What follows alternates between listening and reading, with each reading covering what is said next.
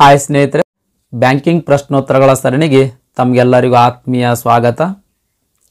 ಈ ಚಾನಲ್ದೊಳಗೆ ಭಾಳ ದಿನ ಆಯ್ತು ರೀ ವಿಡಿಯೋ ಮಾಡ್ಲಾರ್ದು. ಐ ಥಿಂಕ್ 8 ರಿಂದ 9 ತಿಂಗಳಾಯ್ತು ಅನ್ನಿಸ್ತದೆ. ಈ ಚಾನಲ್ದೊಳಗೆ ಒಂದೂ ವಿಡಿಯೋ ಕೂಡ ಅಪ್ಲೋಡ್ ಮಾಡಿಲ್ಲ. ಇವಾಗ ಬ್ಯಾಂಕಿಂಗಿಗೆ ಸಂಬಂಧಪಟ್ಟಂಗೆ ಕಂಪ್ಲೀಟ್ ನೋಟ್ಸ್ ಪ್ರಿಪೇರ್ ಮಾಡ್ತಾ ಇದ್ದೆ. ಬ್ಯಾಂಕಿಂಗಿಗೆ ಸಂಬಂಧಪಟ್ಟಂಗೆ ವಿಡಿಯೋ ಮಾಡಬೇಕಂತ ಒಂದು ಯೋಚನೆ ಇಟ್ಕೊಂಡು ಈ ಬ್ಯಾಂಕಿಂಗ್ ಪ್ರಶ್ನೋತ್ತರಗಳ ಸರಣಿ ಅಂತ ಪ್ರಾರಂಭ ಮಾಡಿದ್ದೀನಿ ಸ್ನೇಹಿತರೆ. ಎಲ್ಲರೂ ಈ ಸರಣಿಗೆ ನೀವು ಸಪೋರ್ಟ್ ಮಾಡ್ತೀರಿ ಅಂತ ಅಂದ್ಕೊಳ್ತೀನಿ. ಇನ್ನೂ ಒಂದು ವಿನಂತಿ ಏನಂದ್ರೆ, ದಯಮಾಡಿ ಎಲ್ಲರೂ ನೋಟ್ಸ್ ಮಾಡಿಕೊಳ್ರಿ ಸ್ನೇಹಿತರೆ. ವಿಡಿಯೋ ನೋಡ್ತಾ ನೋಟ್ಸ್ ಮಾಡಿಕೊಳ್ರಿ, ಅದರಿಂದ ನಿಮಗೆ ಭಾಳ ಉಪಯೋಗ ಆಗ್ತದೆ. ನೀವು ಬರೀ ಬಂದ್ರಿ ವಿಡಿಯೋ ನೋಡಿದ್ರಿ ಬಿಟ್ರಿ ಅಂತಂದ್ರೆ ಅದ್ರ ಉಪಯೋಗ ಆಗಂಗಿಲ್ಲ. ಯಾರಿಗೆ ನೋಟ್ಸ್ ಮಾಡ್ಕೊಳ್ಳೋಕೆ ಟೈಮ್ ಇಲ್ಲೋ ದಯಮಾಡಿ ವಿಡಿಯೋ ನೋಡೋಕೆ ಹೋಗ್ಬೇಡ್ರಿ. ಯಾಕಂದ್ರೆ ಅದರಿಂದ ಉಪಯೋಗನೇ ಇಲ್ಲರಿ ನಿಮಗೆ. ನನಗೆ ಭಾಳ ನೆನಪಿನ ಶಕ್ತಿ ಇರ್ತದ ಅಂತಂದ್ರೆ 3 ದಿನ ನೆನಪಿರ್ಬೋದು, 4 ದಿನ ನೆನಪಿರ್ಬೋದು, 5ನೇ ದಿನ ಅದು ಹೋಗ್ತದೆ. ಅದು ಮಾನವನ ಒಂದು ಸ್ವಭಾವ, ಅದು ನೆನಪು ಹೋಗ್ತದೆ. ಓಕೆ ರೀ. ಹಾಗಾಗಿ ಯಾರು ವಿಡಿಯೋ ನೋಡೋಕ್ಕೆ ಕುಳಿತುಕೊಳ್ತೀರಿ ದಯಮಾಡಿ ಪೆನ್ ನೋಟ್ಬುಕ್ ತೊಗೊಳ್ರಿ. ಪೆನ್ ನೋಟ್ಬುಕ್ ತೊಗೊಂಡು ನೋಟ್ಸ್ ಮಾಡ್ಕೊಳ್ರಿ. ನೆನಪು ಹೋದಂಗೆಲ್ಲ ನೀವು ನೋಟ್ಸನ್ನು ನೀವು ಮತ್ತೊಮ್ಮೆ ಓದ್ಕೊಳ್ಬಹುದು. ಇವಾಗ ಟೈಮ್ ವೇಸ್ಟ್ ಅನ್ನಿಸ್ತದೆ ನಿಮಗೆ, ಬಟ್ ಅದು ಟೈಮ್ ವೇಸ್ಟ್ ಅಲ್ಲ. ಒಮ್ಮೆ ಬರೆದ್ರಿ ಅಂತಂದ್ರೆ ಅದು ಭಾಳಷ್ಟು ದಿನ ನೆನಪಿರ್ತದೆ. ಆಮೇಲೆ ಯಾವಾಗ ನೆನಪು ಹೋಗ್ಯದ ಅನ್ನಿಸ್ತದೆ ಅವಾಗೆಲ್ಲ ನೀವು ಅದನ್ನು ಆ ನೋಟ್ಸನ್ನು ನೀವು ರಿವಿಷನ್ ಮಾಡಬಹುದು. ಓಕೆ ರೀ. ಹಾಗಾಗಿ ದಯಮಾಡಿ ಯಾರು ಕಮೆಂಟ್ ಮಾಡಬೇಡ್ರಿ, ಸರ್ ನನಗೆ PDF ನೋಟ್ಸ್ ಸಿಗಬಹುದೇನ್ರಿ, ಸರ್ ನನಗೆ ವಿಡಿಯೋ ನೋಡೋಕೆ ಆಗ್ತಿಲ್ರಿ, ಸರ್ ನನ್ನ ಕಡೆ ಟೈಮ್ ಇಲ್ರಿ, ಸರ್ PDF ಸಿಕ್ಕರೆ ಭಾಳ ಉಪಯೋಗ ಆಗ್ತದ್ರಿ. ದಯಮಾಡಿ ಈ ರೀತಿ ಕಮೆಂಟ್ ಯಾರೂ ಮಾಡಬೇಡ್ರಿ. ನಾನು PDF ಕೊಡುವುದಿಲ್ಲ. PDF ಯಾಕೆ ಕೊಡೋದಿಲ್ಲ ಅಂತಂದರೆ, ಈಸಿ ನಿಮಗೆ PDF ಸಿಕ್ತು ಅಂತಂದ್ರೆ ಅದ್ರ ಮೇಲೆ ಇಂಟ್ರೆಸ್ಟ್ ಇರುವುದಿಲ್ಲ. ಆಮೇಲೆ ಅದನ್ನು ನೀವು PDF ಕೊಟ್ಟರು ಓದಂಗೆ ಇಲ್ಲ ನೀವು, ಅದು 100% ಅದು. ಹಾಗಾಗಿ ಸ್ವಲ್ಪ ನೀವು ಬರೆದಿದ್ರಿ ಅಂತ ತಿಳ್ಕೊಡ್ರೆ ಅದ್ರಾಗ ಟೈಮ್ ಎಫರ್ಟ್ ಹಾಕಿರ್ತೀರಿ, ಟೈಮ್ ಹಾಕಿರ್ತೀರಿ. ಹಾಗಾಗಿ 100% ನೀವು ಓದ್ತೀರಿ. ಆಮೇಲೆ ಬರಿತಾ ಈ ವಿಷಯದ ಮೇಲೆ ಏನಾಗ್ಬಿಡ್ತದೆ, ನಿಮಗೆ ಇಂಟ್ರೆಸ್ಟ್ ಕ್ರಿಯೇಟ್ ಆಗ್ತದೆ. PDF ಕೊಡೋದ್ರಿಂದ ನಿಮಗೆ ವಿಷಯದ ಮೇಲೆ ಇಂಟ್ರೆಸ್ಟ್ ಕ್ರಿಯೇಟ್ ಆಗುವುದಿಲ್ಲ. ಓಕೆ ರೀ. ಹಾಗಾಗಿ ಇದು ಒಂದು ನಿಮ್ಮ ಕಡೆ ಕಳಕಳೆಯ ವಿನಂತಿ, ಕೈ ಮುಗಿದು ಕೇಳ್ತೀನಿ. PDF ಕೇಳಬೇಡ್ರಿ, ಹ್ಯಾಂಡ್ ರಿಟನ್ ನೋಟ್ಸನ್ನು ಮಾಡಿರಿ. ನಿಮ್ಮದೇ ಕೈಯಾರೆ ಸ್ವಂತಾಗಿ ಈ ನೋಟ್ಸನ್ನು ಬರ್ಕೊಳ್ರಿ. ಓಕೆ ರೀ. ಈ ಬ್ಯಾಂಕಿಂಗ್ ಪ್ರಶ್ನೋತ್ತರಗಳ ಸರಣಿಗಳಲ್ಲಿ ವಿವಿಧ ಟಾಪಿಕ್ಸ್ಗಳನ್ನು ಕವರ್ ಮಾಡ್ತಿದ್ದೀನಿ ಸ್ನೇಹಿತರೆ. ಈ ಬ್ಯಾಂಕಿಂಗ್ ಅನ್ನೋದು ಒಂದೇ ವಿಡಿಯೋದೊಳಗೆ ಮುಗಿಯುವಂಥದ್ದಲ್ಲ. ಹಾಗಾಗಿ ಹಲವು ವಿಡಿಯೋಗಳು ಬರ್ತಾವೆ. ಆ ಎಲ್ಲ ವಿಡಿಯೋಗಳನ್ನು ನೀವು ನೋಡಬೇಕು. ಈ ಬ್ಯಾಂಕಿಂಗ್ ಪ್ರಶ್ನೋತ್ತರಗಳ ಸರಣಿ ಏನದಲ್ಲ, ಇದರಲ್ಲಿ ಯಾವ ಟಾಪಿಕ್ಸ್ಗಳು ಕವರ್ ಆಗ್ತಾವ ಅಂತ ಅನ್ನೋದ್ರ ಬಗ್ಗೆ ನೋಡೋದಾದ್ರೆ, ಸಹಕಾರ ಬ್ಯಾಂಕ್, ವಾಣಿಜ್ಯ ಬ್ಯಾಂಕ್ ಅಂದರೆ ಕಮರ್ಷಿಯಲ್ ಬ್ಯಾಂಕ್, ಭಾರತೀಯ ರಿಸರ್ವ್ ಬ್ಯಾಂಕ್ ಅಂದರೆ RBI ಅಂದರೆ ರಿಸರ್ವ್ ಬ್ಯಾಂಕ್ ಆಫ್ ಇಂಡಿಯಾ, ಆಮೇಲೆ ಪ್ರಮುಖ ಹಣಕಾಸು ಸಂಸ್ಥೆಗಳು, ಅದೇ ರೀತಿ ವಿಮಾ ವಲಯ ಅಂದರೆ ಇನ್ಶೂರೆನ್ಸ್ ಸೆಕ್ಟರ್, ಆಮೇಲೆ ಬ್ಯಾಂಕಿಂಗ್ಗೆ ಸಂಬಂಧಿಸಿದ ಸಮಿತಿಗಳು ಅಂದರೆ ಕಮಿಟಿಗಳು, ಆಮೇಲೆ ಸರಕು ಮತ್ತು ಸೇವಾ ತೆರಿಗೆ GST ಇವಿಷ್ಟು ಟಾಪಿಕ್ಸ್ಗಳು ಈ ಬ್ಯಾಂಕಿಂಗ್ ಪ್ರಶ್ನೋತ್ತರಗಳ ಸರಣಿಯಲ್ಲಿ ಕವರ್ ಮಾಡ್ತೀನಿ ಸ್ನೇಹಿತರೆ. ಈ ಪ್ರಶ್ನೆಗಳು ಹಿಂದಿನ ಎಕ್ಸಾಮ್ಗಳಲ್ಲಿ ಕೇಳಿರ್ತಕ್ಕಂಥ ಪ್ರಶ್ನೆಗಳ್ರಿ, ನಾನು ರೆಡಿ ಮಾಡಿರ್ತಕ್ಕಂಥ ಪ್ರಶ್ನೆಗಳಲ್ಲ. ಓಕೆ ರೀ. ಹಾಗಾಗಿ ಪ್ರತಿಯೊಂದು ವಿಡಿಯೋವನ್ನು ನೀವು ಕಂಪ್ಲೀಟ್ ಆಗಿ ನೋಡ್ರಿ. ನೋಡ್ತಾನೆ ಹ್ಯಾಂಡ್ ರಿಟನ್ ಆಗಿ ನಿಮ್ದು ಆ ನೋಟ್ಸನ್ನು ಪ್ರಿಪೇರ್ ಮಾಡ್ಕೊಳ್ರಿ ಸ್ನೇಹಿತರೆ. ಇವು ನೋಡ್ರಿ ಎಲ್ಲ ಸ್ಪರ್ಧಾತ್ಮಕ ಪರೀಕ್ಷೆಗಳಿಗೂ ಕೂಡ ಉಪಯುಕ್ತ ಆದ ಸ್ನೇಹಿತರೆ. ಇದು ಬರೀ DCC ಬ್ಯಾಂಕಿಗೆ ಅಷ್ಟೇ ಉಪಯೋಗ ಆದ, ಇಲ್ಲ ಗ್ರೂಪ್ Cಗೆ ಅಷ್ಟೇ ಉಪಯೋಗ ಆದ, ಆ ರೀತಿ ಇಲ್ಲ. ಎಲ್ಲ ಕಾಂಪಿಟೇಟಿವ್ ಎಕ್ಸಾಮ್ಗಳಿಗಿದು ಹೆಲ್ಪ್ ಆಗ್ತದೆ. ಓಕೆ ರೀ. ನಾವೀಗ ಪ್ರಶ್ನೆಗಳನ್ನು ಸ್ಟಾರ್ಟ್ ಮಾಡೋಣ ಸ್ನೇಹಿತರೆ. ಮೊದಲನೇ ಪ್ರಶ್ನೆ, ಇದರಲ್ಲಿ ಯಾವುದು ಸಹಕಾರಿ ಬ್ಯಾಂಕ್ ಅಲ್ಲ ಅಂತ ಪ್ರಶ್ನೆ ಕೇಳಾರ.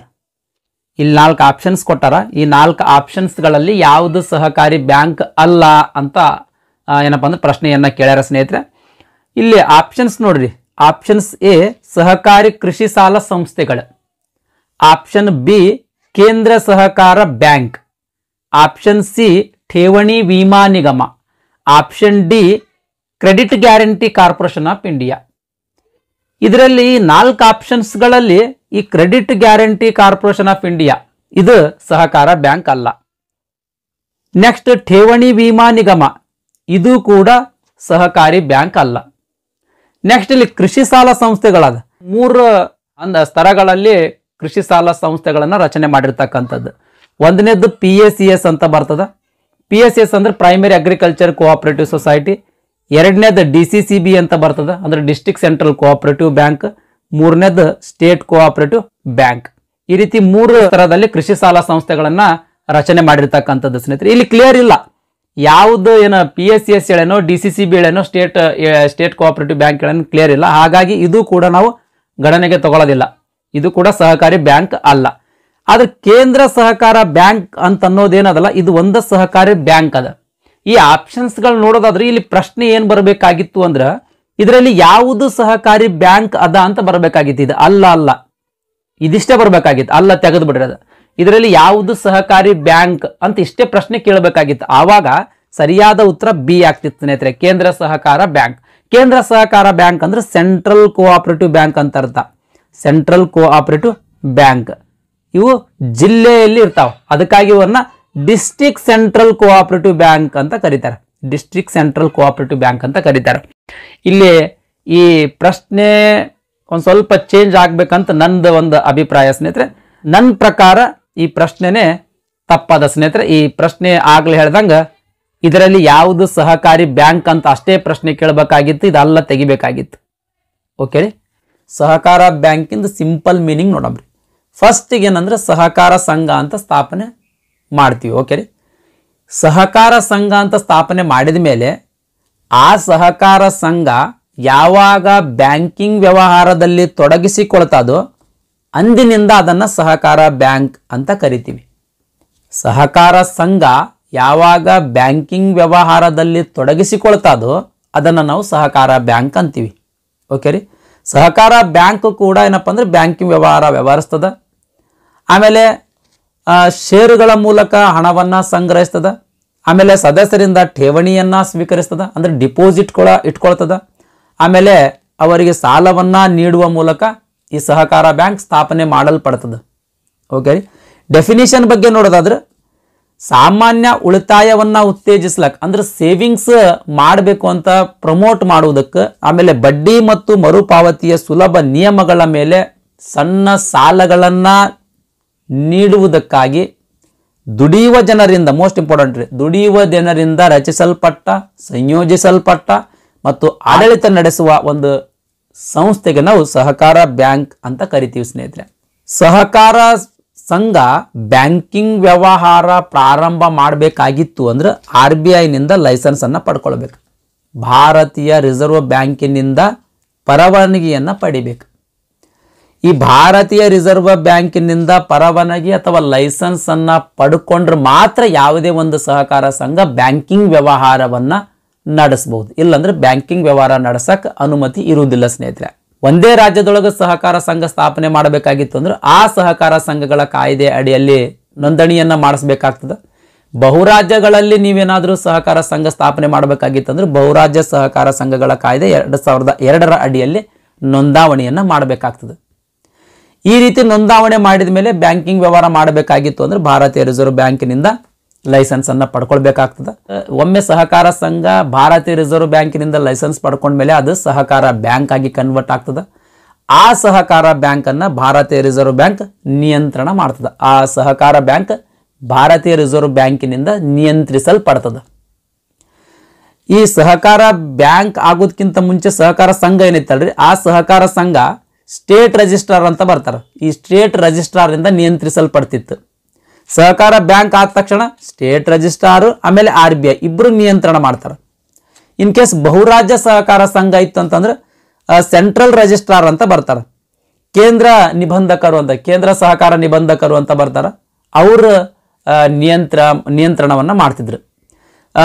ಬಹುರಾಜ್ಯ ಸಹಕಾರ ಸಂಘಕ್ಕೆ ಬಹುರಾಜ್ಯ ಸಹಕಾರ ಬ್ಯಾಂಕ್ ಆಗಿತ್ತು ಅಂತಂದ್ರೆ ಸೆಂಟ್ರಲ್ ರಿಜಿಸ್ಟ್ರಾರ್ ಮತ್ತು RBI ಇಬ್ರು ಏನಪ್ಪಾ ಅಂತಂದ್ರೆ ಆ ಬ್ಯಾಂಕ್ ಅನ್ನ ನಿಯಂತ್ರಣ ಮಾಡ್ತಾರೆ ಸ್ನೇಹಿತರೆ. ಇದು ನೆನಪಿರುವ ಬಹಳ ಎಕ್ಸಾಮ್ಗಳಲ್ಲಿ ಇದನ್ನ ಕೇಳಿರ್ತಕ್ಕಂಥದ್ದು ಸ್ನೇಹಿತರೆ. ಈ RBI ನಿಯಂತ್ರಣ ಮಾಡ್ತದಂದೆ ಯಾವ ಕಾಯ್ದೆಯ ಅಡಿಯಲ್ಲಿ ಆ ಬ್ಯಾಂಕ್ ಸಹಕಾರ ಬ್ಯಾಂಕ್ ಅನ್ನ ನಿಯಂತ್ರಿಸ್ತದ ಅಂತ ಅನ್ನೋದ್ರ ಬಗ್ಗೆ ನೋಡೋದಾದ್ರೆ ಬ್ಯಾಂಕಿಂಗ್ ನಿಯಂತ್ರಣ ಕಾಯ್ದೆ 1949 ಅಂದ್ರೆ ಬ್ಯಾಂಕಿಂಗ್ ರೆಗ್ಯುಲೇಷನ್ ಆಕ್ಟ್ 1949, ಆಮೇಲೆ ಬ್ಯಾಂಕಿಂಗ್ ಕಾನೂನುಗಳ ಕಾಯ್ದೆ 1965 ಅಂದ್ರೆ ಬ್ಯಾಂಕಿಂಗ್ ಲಾಸ್ ಆಕ್ಟ್ 1965. ಈ ಎರಡು ಕಾಯ್ದೆಗಳ ಅಡಿಯಲ್ಲಿ ಭಾರತೀಯ ರಿಸರ್ವ್ ಬ್ಯಾಂಕ್ ಸಹಕಾರ ಬ್ಯಾಂಕ್ ಅನ್ನ ನಿಯಂತ್ರಿಸ್ತಾ ಸ್ನೇಹಿತರೆ. ಮೋಸ್ಟ್ ಇಂಪಾರ್ಟೆಂಟ್, ಇದು ಕೂಡ ಬಹಳಷ್ಟು ಎಕ್ಸಾಮ್ಗಳಲ್ಲಿ ಈ ಒಂದು ಪಾಯಿಂಟ್ಸ್ ಮೇಲೆ ಪ್ರಶ್ನೆಯನ್ನ ಕೇಳ್ತಕ್ಕಂಥದ್ದು. ನೆಕ್ಸ್ಟ್ ಎರಡನೇ ಪ್ರಶ್ನೆ ನೋಡೋಣ ಸ್ನೇಹಿತರೆ.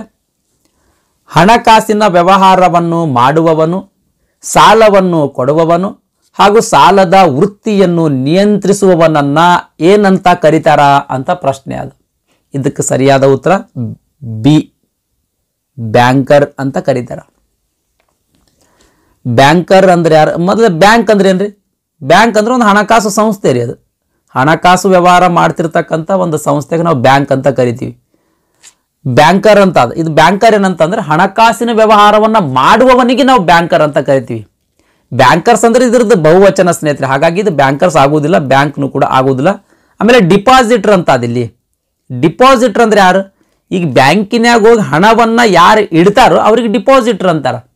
ಇದು ಕೂಡ ಇದಕ್ಕೆ ಆನ್ಸರ್ ಆಗುವುದಿಲ್ಲ, ಹಾಗಾಗಿ ಬ್ಯಾಂಕರ್ ಸರಿಯಾದ ಉತ್ತರ. ಬ್ಯಾಂಕರ್ ಅಂದ್ರೆ ಹಣ ಮತ್ತು ಸಾಲದಲ್ಲಿ ವ್ಯವಹಾರ ಮಾಡವನು.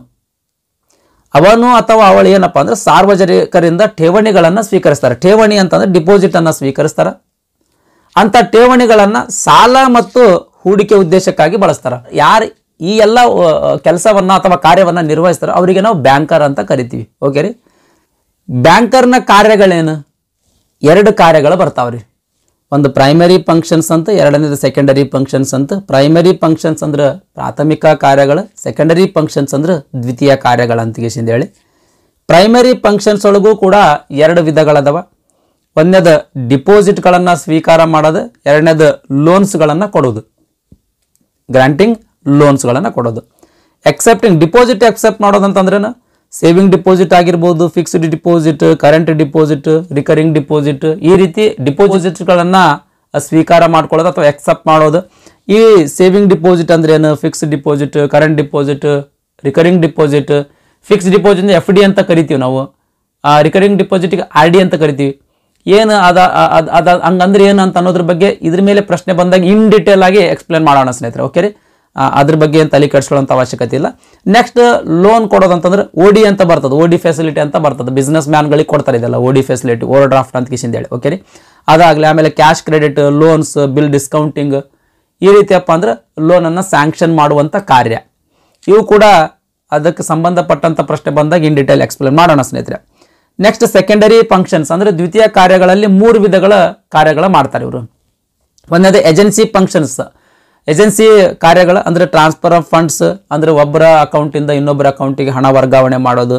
ಆಮೇಲೆ ಪಿರಿಯಾಡಿಕ್ ಪೇಮೆಂಟ್ಸ್, ತಿಂಗಳ ಯಾವಾದರೂ ಪೇಮೆಂಟ್ ಆಗೋಯ್ದು ಅಂತ ತಿಳ್ಕೊ. ಉದಾಹರಣೆಗೆ ನೀವು ಮೊಬೈಲ್ ತೊಗೊಂಡಿರಿ, ಮೊಬೈಲ್ ಏನಪ್ಪ ಅಂದ್ರೆ ಕಂತು ಪ್ರಕಾರ ತೊಗೊಂಡಿರಿ, ಮಂತ್ಲಿ ನೀವು ಕಂತು ಕಟ್ಟಬೇಕಾಗಿತ್ತು ಅಂತ ತಿಳ್ಕೊಂಡು ನಾವು ಬ್ಯಾಂಕರ್ ಏನು ಮಾಡ್ತಾನೆ, ತಿಂಗಳ ನಿಮ್ದು ಅಕೌಂಟಿಂದ ಪೇಮೆಂಟನ್ನು ಡಿಡಕ್ಟ್ ಮಾಡ್ತಾನೆ. ಇದೇನಪ್ಪ ಅಂದ್ರೆ ಸೆಕೆಂಡರಿ ಫಂಕ್ಷನ್ದೊಳಗನೆ ಏಜೆನ್ಸಿ ಫಂಕ್ಷನ್ ಇದು. ಓಕೆ ರೀ. Next social welfare programs, other utility functions, ಈ ರೀತಿ ಏಜೆನ್ಸಿ ಫಂಕ್ಷನ್ಸ್ ಮಾಡ್ತಾನೆ, ಏಜೆನ್ಸಿ ಕಾರ್ಯಗಳು. ಆಮೇಲೆ ಯುಟಿಲಿಟಿ ಫಂಕ್ಷನ್ಸ್ ಒಳಗೆ ಲಾಕರ್ ಫೆಸಿಲಿಟಿ ಕೊಡ್ತಾನ, ಆಮೇಲೆ ಡ್ರಾಫ್ಟ್, ATM ಕಾರ್ಡ್, ಆಮೇಲೆ ಸ್ಮಾರ್ಟ್ ಕಾರ್ಡ್ಗಳು, ಇಂಟರ್ನೆಟ್ ಬ್ಯಾಂಕಿಂಗ್, ಈ ರೀತಿ ಕಾರ್ಯಗಳ ಏನಪ್ಪ ಅಂದ್ರೆ ನಿರ್ವಹಿಸ್ತಾನ ಅಥವಾ ಫೆಸಿಲಿಟಿ ನಿಮಗೆ ಕೊಡ್ತಾನ. ನೆಕ್ಸ್ಟ್ ಮಾಡರ್ನ್ ಫಂಕ್ಷನ್ಸ್ ಅಪ್ಪ ಅಂದ್ರೆ EFT ಅಂದ್ರೆ ಎಲೆಕ್ಟ್ರಾನಿಕ್ ಫಂಡ್ ಟ್ರಾನ್ಸ್ಫರ್ ಅಂತ ಬರ್ತದೆ. ಮನೆಯಲ್ಲೇ ಕುಂತಿಗೆಸಿಂದ ನೀವು ನೆಫ್ಟ್ ಮಾಡ್ತೀರಿ, ನೆಫ್ಟ್ ಮಾಡೋದಾಗ್ಲಿ, RTGS ಮಾಡೋದಾಗ್ಲಿ, IMPS ಅಂತ ಬರ್ತಾವ. ಅವು EFTಗೆ ಸಂಬಂಧಪಟ್ಟಂಗೆ ಬಹಳ ಚಂದ ಎಕ್ಸ್ಪ್ಲೇನ್ ಮಾಡಿದ್ದೀನಿ ಸ್ನೇಹಿತರೆ. ನೆಕ್ಸ್ಟ್ ವಿಡಿಯೋ, ಎರಡನೇ ಅಥವಾ ಮೂರನೇ ವಿಡಿಯೋದಾಗ ಈ ಟಾಪಿಕ್ ಸಂಬಂಧಪಟ್ಟಂಗೆ ಎಕ್ಸ್ಪ್ಲೇನ್ ಮಾಡಿದ್ದೀನಿ. ಹಾಗಾಗಿ ಇಲ್ಲಿ ಇನ್ ಡೀಟೇಲ್ ಹೋಗ್ತಿಲ್ಲ. ಜಸ್ಟ್ ಯಾವ ಕಾರ್ಯಗಳು ಮಾಡ್ತಾನ ಅಥವಾ ಯಾವ ಫೆಸಿಲಿಟಿ ನಮ್ಗೆ ಕೊಡ್ತಾನ ಅಂತ ಅನ್ನೋದ್ರ ಬಗ್ಗೆ ನೋಡ್ರಿ. ಕಲೆಕ್ಷನ್ ಆಫ್ ಚೆಕ್ಸ್, ನಾವು ಚೆಕ್ಗಳು ಕೊಡ್ತೀವಿ, ಅದನ್ನು ಕಲೆಕ್ಟ್ ಮಾಡ್ಕೊಳ್ತಾನ. ಅದರ್ ಫಂಕ್ಷನ್ಸ್, ಆಮೇಲೆ ಟೆಲೆ ಬ್ಯಾಂಕಿಂಗ್, ಈ ರೀತಿಯ ಕಾರ್ಯಗಳ ಈ ಬ್ಯಾಂಕರ್ ಮಾಡ್ತಾನೆ ಸ್ನೇಹಿತರೆ. ನೆಕ್ಸ್ಟ್ ಮೂರನೇ ಪ್ರಶ್ನೆ, DCCB ಎಂದರೇನು ಅಂತ ಪ್ರಶ್ನೆ ಕೇಳ್ಯಾರ. ಅಂದ್ರೆ DCCBದು ಫುಲ್ ಫಾರ್ಮ್ ಕೇಳ್ಯಾರಿ. DCCBದು ಫುಲ್ ಫಾರ್ಮ್ ಕೇಳಿದ್ದಾರೆ ಸ್ನೇಹಿತರೆ. ಇದಕ್ಕೆ ಸರಿಯಾದ ಉತ್ತರ ಎ, ಜಿಲ್ಲಾ ಕೇಂದ್ರ ಸಹಕಾರಿ ಬ್ಯಾಂಕ್ಗಳು. ಇದು DCCBದು ಫುಲ್ ಫಾರ್ಮ್ ಸ್ನೇಹಿತರೆ. ಇಂಗ್ಲೀಷ್ನಲ್ಲಿ ನೋಡ್ರಿ, ಡಿಸ್ಟ್ರಿಕ್ಟ್ ಸೆಂಟ್ರಲ್ ಕೋಆಪರೇಟಿವ್ ಬ್ಯಾಂಕ್ ಅಂತ ಬರ್ತದೆ. District central cooperative bank. DCCB full form ಏನ್ರಿ? District central cooperative bank. Next ನಾಲ್ಕನೇ ಪ್ರಶ್ನೆ, ಯಾವ ಸಮಿತಿಯು ಜಿಲ್ಲಾ ಸಹಕಾರ ಬ್ಯಾಂಕ್ ಸ್ಥಾಪನೆಗೆ ಶಿಫಾರಸು ಮಾಡಿದೆ? ಯಾವ ಸಮಿತಿಯು ಜಿಲ್ಲಾ ಸಹಕಾರ ಬ್ಯಾಂಕ್ ಸ್ಥಾಪನೆಗೆ ಶಿಫಾರಸು ಮಾಡಿದೆ? ಸರಿಯಾದ ಉತ್ತರ ಆಪ್ಷನ್ ಎ, ಮ್ಯಾಕ್ಲಗನ್ ಸಮಿತಿ. ಈ ಮ್ಯಾಕ್ಲಗನ್ ಸಮಿತಿ ಜಿಲ್ಲಾ ಸಹಕಾರ ಬ್ಯಾಂಕ್ ಸ್ಥಾಪನೆಗೆ ಶಿಫಾರಸು ಮಾಡಿರ್ತಕ್ಕಂಥ ಸಮಿತಿ. 5ನೇ ಪ್ರಶ್ನೆ, ಭಾರತದಲ್ಲಿ ಪ್ರಪ್ರಥಮವಾಗಿ ಜಿಲ್ಲಾ ಕೇಂದ್ರ ಸಹಕಾರ ಬ್ಯಾಂಕ್ ಪ್ರಾರಂಭವಾದದ್ದು ಎಲ್ಲಿ ಅಂತ ಪ್ರಶ್ನೆ ಅದ. ಅಂದರೆ ಮೊಟ್ಟ ಮೊದಲ ಬಾರಿಗೆ DCC ಬ್ಯಾಂಕ್ ಎಲ್ಲಿ ಪ್ರಾರಂಭವಾಯಿತು ಅಂತ ಪ್ರಶ್ನೆ ಆದ ಸ್ನೇಹಿತರೆ. ಇದಕ್ಕೆ ಸರಿಯಾದ ಉತ್ತರ ಆಪ್ಷನ್ ಡಿ, ಯಾವುದೂ ಅಲ್ಲ. ಇಲ್ಲೇನು ಆಪ್ಷನ್ ಕೊಟ್ಟರಲ್ರಿ, ಇವು ಯಾವ ಆಪ್ಷನ್ಸ್ ಕರೆಕ್ಟ್ ಇಲ್ಲ. ಅಜ್ಮೀರ್ ಕರೆಕ್ಟ್ ಅದ, ಆದ್ರೆ ಇಸ್ವಿ ತಪ್ಪದ. 1910 ರಾಜಸ್ಥಾನದ ಅಜ್ಮೀರ್ನಲ್ಲಿ ಮೊಟ್ಟ ಮೊದಲ DCC ಬ್ಯಾಂಕ್ ಸ್ಥಾಪನೆ ಆಯಿತು. ಇನ್ನು ಕರ್ನಾಟಕದಲ್ಲಿ south Canara bank DCC bank ಅಂತದ, SCDCC ಬ್ಯಾಂಕ್ ಅಂತ ಬರ್ತದೆ ದಕ್ಷಿಣ ಕನ್ನಡದ. ಈ ಸೌತ್ ಕೆನರಾ DCC ಬ್ಯಾಂಕ್ ಏನದಲ್ಲ, ಇದು ಕರ್ನಾಟಕದಲ್ಲಿ ಸ್ಥಾಪನೆಯಾದ ಮೊಟ್ಟ ಮೊದಲ DCC ಬ್ಯಾಂಕ್ ಸ್ನೇಹಿತರೆ. ಇದಕ್ಕೆ ಸಂಬಂಧಪಟ್ಟಂಗೆ ಇನ್ ಡಿಟೇಲ್ ಆಗಿ ಈ ವಿಡಿಯೋದಾಗ ಎಕ್ಸ್ಪ್ಲೇನ್ ಮಾಡಿದ್ದೀನಿ ಸ್ನೇಹಿತರೆ. ಓಕೆ ರೀ. ನೆಕ್ಸ್ಟ್ 6ನೇ ಪ್ರಶ್ನೆ, 2018-19ನೇ ಸಾಲಿಗೆ ಈ ಕೆಳಗಿನ ಯಾವ ಬ್ಯಾಂಕ್ಗೆ ಶತಮಾನೋತ್ಸವ ಅಂಗವಾಗಿ ನಿರ್ಮಾಣ ಮಾಡುವ ಕಟ್ಟಡಕ್ಕೆ ಸರ್ಕಾರ 2.50 ಕೋಟಿ ಸಹಾಯಧನವನ್ನು ಸರ್ಕಾರ ಮಂಜೂರು ಮಾಡಿದೆ ಅಂತ ಪ್ರಶ್ನೆ ಆದ. 2018-19ನೇ ಸಾಲಿನಲ್ಲಿ ಅಂದ್ರೆ ಅದು ಆ ವರ್ಷದಲ್ಲಿ ಸರ್ಕಾರ ಯಾವ ಬ್ಯಾಂಕಿಗೆ 2.5 ಕೋಟಿ ರೂಪಾಯಿ ಸಹಾಯಧನವನ್ನ ಮಂಜೂರು ಮಾಡಿದೆ ಅಂತ ಪ್ರಶ್ನೆ ಆದ.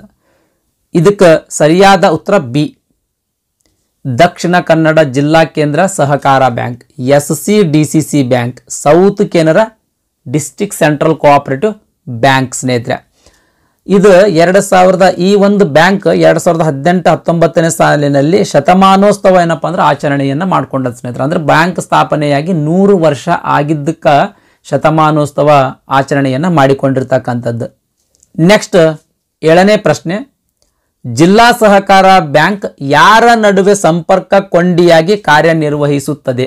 ಈ DCC ಬ್ಯಾಂಕ್ ಅದಲ್ರಿ, ಯಾವ ಯಾವ ಬ್ಯಾಂಕ್ಗಳ ನಡುವೆ ಸಂಪರ್ಕ ಕೊಂಡಿಯಾಗಿ ಕಾರ್ಯನಿರ್ವಹಿಸ್ತದ ಅಂತ ಪ್ರಶ್ನೆ ಆದ ಸ್ನೇಹಿತರೆ. ಇದಕ್ಕೆ ಸರಿಯಾದ ಉತ್ತರ ಸಿ, ಆಪ್ಷನ್ ಸಿ, ರಾಜ್ಯ ಸಹಕಾರ ಬ್ಯಾಂಕ್ ಅಂದ್ರೆ ಸ್ಟೇಟ್ ಕೋಆಪರೇಟಿವ್ ಬ್ಯಾಂಕ್ ಅಥವಾ ಸ್ಟೇಟ್ ಅಫೆಕ್ಸ್ ಬ್ಯಾಂಕ್ ಅಂತಲೂ ಕೂಡ ಕರೀತಾರೆ. ಇದಕ್ಕೆ ಈ ಸ್ಟೇಟ್ ಕೋಆಪರೇಟಿವ್ ಬ್ಯಾಂಕ್ ಮತ್ತು ಪ್ರಾಥಮಿಕ ಕ್ರೆಡಿಟ್ ಕೋಆಪರೇಟಿವ್ ಬ್ಯಾಂಕ್ ಅಂದ್ರೆ ಪ್ರೈಮರಿ ಕ್ರೆಡಿಟ್ ಕೋಆಪರೇಟಿವ್ ಬ್ಯಾಂಕ್ನ ಈ ಎರಡು ಬ್ಯಾಂಕ್ಗಳ ನಡುವೆ ಸಂಪರ್ಕ ಕೊಂಡಿಯಾಗಿ ಈ DCC ಬ್ಯಾಂಕ್ ಕಾರ್ಯವನ್ನ ನಿರ್ವಹಿಸ್ತದೆ. ನೆಕ್ಸ್ಟ್ 8ನೇ ಪ್ರಶ್ನೆ, ಬಾಗಲಕೋಟೆ ಜಿಲ್ಲಾ ಕೇಂದ್ರ ಸಹಕಾರ ಬ್ಯಾಂಕ್ಗೆ ಭಾರತೀಯ ರಿಸರ್ವ್ ಬ್ಯಾಂಕ್ ಯಾವಾಗ ಪರವಾನಗಿ ನೀಡಿದೆ ಅಂತ ಕೇಳ್ಯಾರ. ಅಂದ್ರೆ ಯಾವಾಗ ಲೈಸೆನ್ಸ್ ನೀಡಿತು ಅಂತ ಪ್ರಶ್ನೆ ಆದ ಸ್ನೇಹಿತರೆ. ಇದಕ್ಕೆ ಸರಿಯಾದ ಉತ್ತರ ಎ, ಡಿಸೆಂಬರ್ 15, 2011 ಭಾರತೀಯ ರಿಸರ್ವ್ ಬ್ಯಾಂಕ್ ಬಾಗಲಕೋಟೆ DCC ಬ್ಯಾಂಕಿಗೆ ಲೈಸೆನ್ಸ್ ಅನ್ನ ನೀಡಿರ್ತಕ್ಕಂಥದ್ದು ಸ್ನೇಹಿತರೆ. Bagalkote DCC bank limited Bijapur DCC ಬ್ಯಾಂಕ್ನ ವಿಭಜನೆಯ ಪರಿಣಾಮವಾಗಿ ಮಾರ್ಚ್ 1, 2003 ಕಾರ್ಯನಿರ್ವಹಿಸಲಿಕ್ಕೆ ಪ್ರಾರಂಭಿಸಿತು. ಅಂದ್ರೆ ಎರಡು ಡಿಸ್ಟ್ರಿಕ್ಟ್ ನಡುವೆ ಒಂದೇ DCC ಬ್ಯಾಂಕ್ ಇತ್ತು, ಅಂದ್ರೆ ಬಿಜಾಪುರ DCC ಬ್ಯಾಂಕ್ ಅಂತಿತ್ತು. ಈ ಬಿಜಾಪುರ DCC ಬ್ಯಾಂಕ್ ವಿಭಜನೆ ಆಯಿತು. ವಿಭಜನೆಯಾಗಿ ಬಾಗಲಕೋಟೆ DCC ಬ್ಯಾಂಕ್ ಅಂತ ಮಾರ್ಚ್ 1, 2003 ಸ್ಥಾಪನೆ ಆಯಿತು. ಮಾರ್ಚ್ 1, 2003 ಈ ಬಾಗಲಕೋಟೆ DCC ಬ್ಯಾಂಕ್ ಕಾರ್ಯನಿರ್ವಹಿಸ್ಲಕ್ಕೆ ಪ್ರಾರಂಭ ಮಾಡಿತ್ತು ಸ್ನೇಹಿತರೆ. ಭಾರತೀಯ ರಿಸರ್ವ್ ಬ್ಯಾಂಕ್ ಅಥವಾ RBI reserve bank of India 15-12-2011 ಅಂದ್ರೆ ಡಿಸೆಂಬರ್ 15, 2011 ಈ ಬಾಗಲಕೋಟೆ DCC ಬ್ಯಾಂಕಿಗೆ ಲೈಸೆನ್ಸ್ ಅನ್ನು ನೀಡಿತು, ಪರವಾನಗಿಯನ್ನು ನೀಡಿತು. ಪ್ರಸ್ತುತ ಈ ಬಾಗಲಕೋಟೆ DCC ಬ್ಯಾಂಕ್ 44 ಶಾಖೆಗಳು, ವಿಸ್ತರಣಾ ಕೌಂಟರ್ಗಳನ್ನು ಮತ್ತು 274 PSCS ಅಂದ್ರೆ ಪ್ರೈಮರಿ ಅಗ್ರಿಕಲ್ಚರ್ ಕೋಆಪರೇಟಿವ್ ಸೊಸೈಟೀಸ್ ಮತ್ತು ಬ್ಯಾಂಕ್ಗೆ ಸಂಯೋಜಿತವಾಗಿರ್ತಕ್ಕಂಥ ಇತರ ಅನೇಕ ಸಹಕಾರಿಗಳ ಆರ್ಥಿಕ ಅಗತ್ಯತೆಗಳನ್ನು ಪೂರೈಸ್ತಿರ್ತಕ್ಕಂಥದ್ದು ಸ್ನೇಹಿತರೆ. ಶ್ರೀ SR ಪಾಟೀಲ್ ಮಾನ್ಯ ಜಿಲ್ಲಾ ಉಸ್ತುವಾರಿ ಸಚಿವರು ಈ ಬ್ಯಾಂಕಿನ ಸಂಸ್ಥಾಪಕ ಅಧ್ಯಕ್ಷರು. ನೆಕ್ಸ್ಟ್ 9ನೇ ಪ್ರಶ್ನೆ, DCC ಬ್ಯಾಂಕ್ಗಳು ತಮ್ಮ ಶಾಖೆಗಳ ಮೂಲಕ 5 ಲಕ್ಷ ರೂಪಾಯಿಗಳವರೆಗೆ ಯಾವ ಗುಂಪುಗಳಿಗೆ ನಿವ್ವಳ ಶೂನ್ಯ ಬಡ್ಡಿ ದರದಲ್ಲಿ ಸಾಲವನ್ನು ನೀಡಬಹುದು ಅಂತ ಪ್ರಶ್ನೆ ಆದ. ಇದಕ್ಕೆ ಸರಿಯಾದ ಉತ್ತರ ಸಿ, ಮಹಿಳಾ ಸ್ವಸಹಾಯ ಗುಂಪುಗಳಿಗೆ.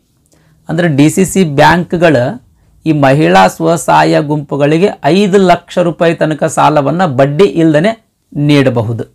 10ನೇ ಪ್ರಶ್ನೆ, ಜಿಲ್ಲಾ ಸಹಕಾರ ಬ್ಯಾಂಕ್ಗಳ ಕಾರ್ಯಗಳನ್ನು ನಿಯಂತ್ರಿಸುವ ಸಂಸ್ಥೆ ಯಾವುದು ಅಂತ ಪ್ರಶ್ನೆ ಅದು. ಅಂದರೆ ಈ DCC ಬ್ಯಾಂಕ್ಗಳದಲ್ರಿ, ಈ DCC ಬ್ಯಾಂಕ್ಗಳ ಕಾರ್ಯಗಳನ್ನು ಯಾರು ನಿಯಂತ್ರಿಸ್ತಾರೆ ಅಥವಾ ಯಾವ ಸಂಸ್ಥೆ ನಿಯಂತ್ರಿಸ್ತದ ಅಂತ ಪ್ರಶ್ನೆ ಕೇಳಿರ್ತಕ್ಕಂಥದ್ದು.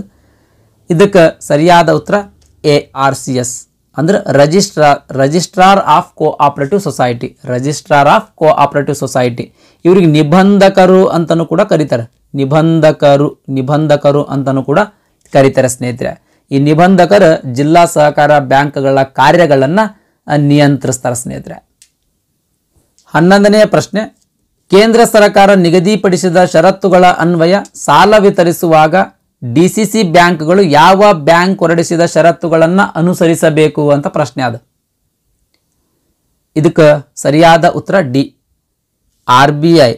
RBI ಹೊರಡಿಸಿರ್ತಕ್ಕಂಥ ಷರತ್ತುಗಳನ್ನು ಈ DCC ಬ್ಯಾಂಕ್ಗಳು ಅನುಸರಿಸಬೇಕು. ಅಂದರೆ ಕೇಂದ್ರ ಸರ್ಕಾರ ನಿಗದಿಪಡಿಸಿರ್ತಕ್ಕಂಥ ಷರತ್ತುಗಳ ಅನ್ವಯ ಸಾಲವನ್ನು ವಿತರಿಸಬೇಕಾದ್ರೆ DCC ಬ್ಯಾಂಕ್ಗಳು ಈ RBI ಹೊರಡಿಸಿರ್ತಕ್ಕಂಥ ಷರತ್ತುಗಳನ್ನು ಅನುಸರಿಸಬೇಕು. 12ನೇ ಪ್ರಶ್ನೆ, ಬಾಗಲಕೋಟೆ ಜಿಲ್ಲಾ ಕೇಂದ್ರ ಸಹಕಾರ ಬ್ಯಾಂಕ್ ಬಾಗಲಕೋಟೆ ಯಾವ ಬ್ಯಾಂಕಿನಿಂದ ವಿಭಜನೆಗೊಂಡಿದೆ? ಇವಾಗಲೇ ಹೇಳಿದೆ ನಾನು, ಯಾವುದು?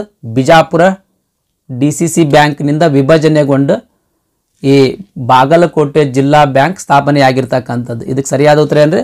A, DCC bank Vijayapura. Next 13ನೇ ಪ್ರಶ್ನೆ, ಜಿಲ್ಲಾ ಸಹಕಾರ ಸಂಘಗಳ ಸದಸ್ಯರು, ಸಹಕಾರ 2 ಬಾರಿ ಆಗ್ಯದ. ಜಿಲ್ಲಾ ಸಹಕಾರ ಸಂಘಗಳ ಸದಸ್ಯರು ಯಾರು? ಜಿಲ್ಲಾ ಸಹಕಾರ ಸಂಘಗಳ ಸದಸ್ಯರು ಯಾರಾಗಿರ್ತಾರ?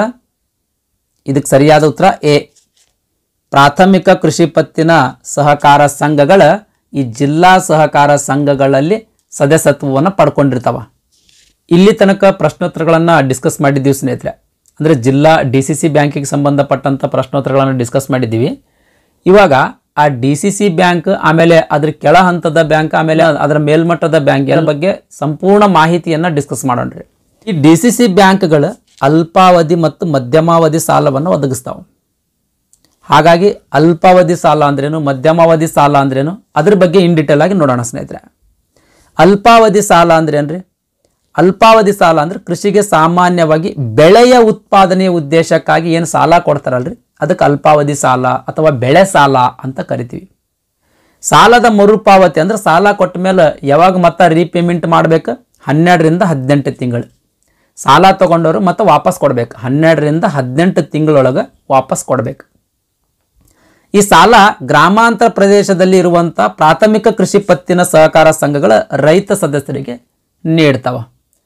ಈ ಬೆಳೆ ಸಾಲ ಅಥವಾ ಅಲ್ಪಾವಧಿ ಸಾಲ ಗ್ರಾಮಾಂತರ ಪ್ರದೇಶದಲ್ಲಿ ಪ್ರಾಥಮಿಕ ಕೃಷಿ ಪತ್ತಿನ ಸಹಕಾರ ಸಂಘಗಳು ಅಂತಿರ್ತಾವ. ಈ ಸಹಕಾರ ಸಂಘಗಳ ರೈತರಿಗೆ ಕೊಡ್ತಾವ.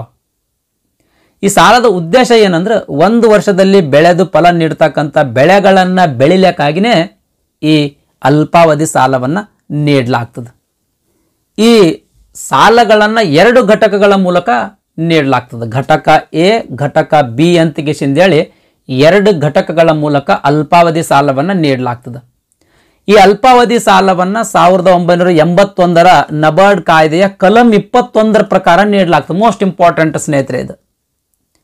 ಈ ಅಲ್ಪಾವಧಿ ಸಾಲವನ್ನು 1981ರ ನಬಾರ್ಡ್ ಕಾಯ್ದೆಯ ಕಲಂ 21 ಪ್ರಕಾರ ಅಥವಾ ಸೆಕ್ಷನ್ 21 ಪ್ರಕಾರ ನೀಡಲಾಗ್ತದೆ.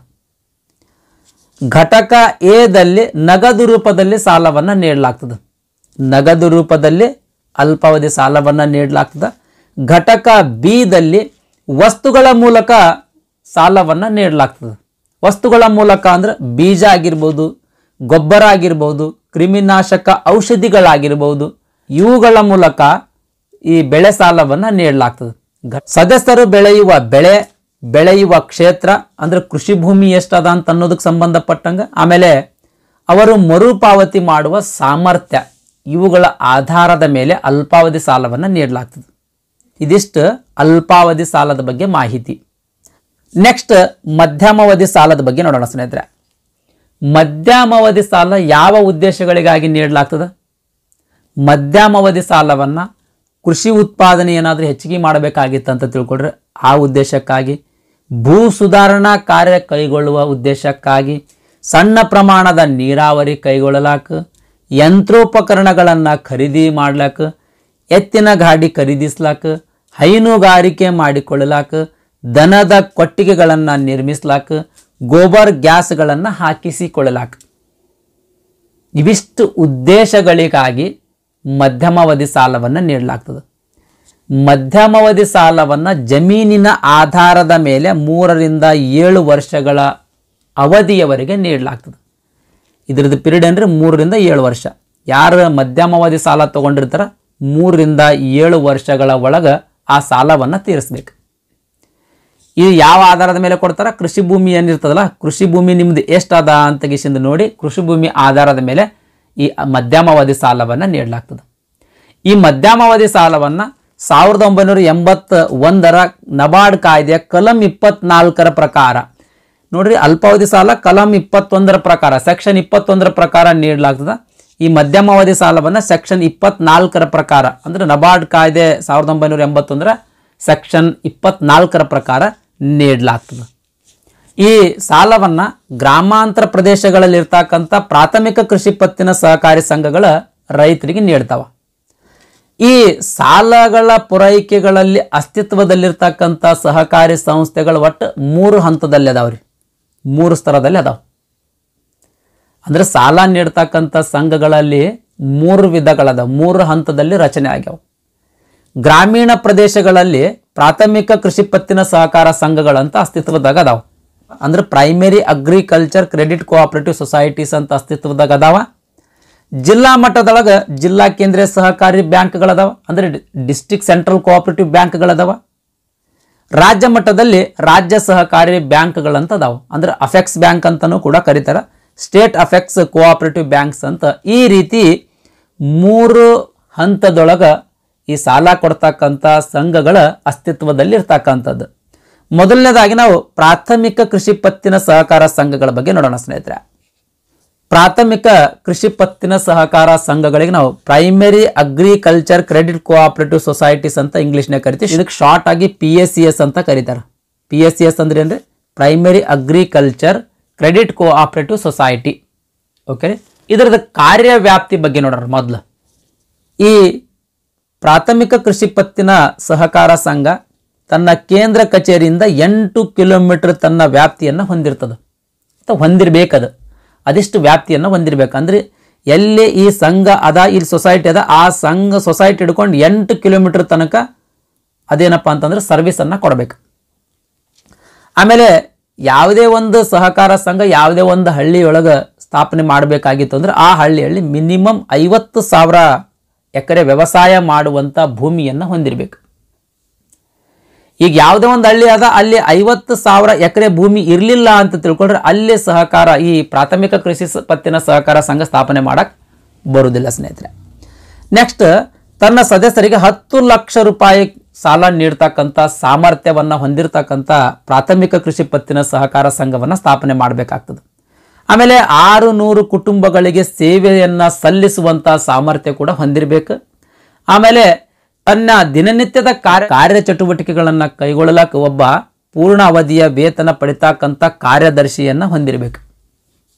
ಷೇರು ಬಂಡವಾಳಕ್ಕೆ ವಂತಿಗೆ ನೀಡುವ ಮೂಲಕ 20ಕ್ಕಿಂತ ಹೆಚ್ಚಿನ ಸಂಖ್ಯೆಯ ಜನರು ಇವುಗಳನ್ನು ಸ್ಥಾಪನೆ ಮಾಡಬಹುದು. ಅಂದ್ರೆ ಈ ಪ್ರೈಮರಿ ಅಗ್ರಿಕಲ್ಚರ್ ಕೋಆಪರೇಟಿವ್ ಸೊಸೈಟಿಯನ್ನು ಸ್ಥಾಪನೆ ಮಾಡಬಹುದು.